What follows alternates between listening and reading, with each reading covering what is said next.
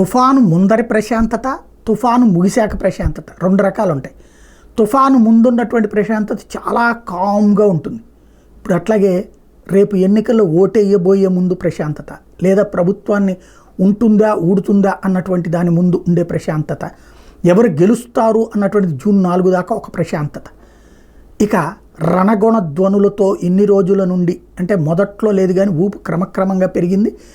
మైకులు, సందడి, కేకలు, సభలు, అరుపులు, గొడవలు, ఘర్షణలు అన్నీ పూర్తయిపోయినాయి. ఇప్పుడు ఆల్ సైలెంట్. ఇక డబ్బులు గ్రౌండ్ లెవెల్లో పంచుకోవడం, స్లిప్పులు ఇచ్చుకోవడం, ఇక పోల్ మేనేజ్మెంట్ పనిలోకి పడిపోతారు. అరుపులు, కేకలు టైం పూర్తయిపోయింది. మొత్తం ప్రశాంతం. ఇక ఎవరి గుండెల్లో వాళ్ళకి ఒక పక్కన గెలుస్తామన్న ధైర్యం, మరొక వైపు ఏమో అన్న భయం.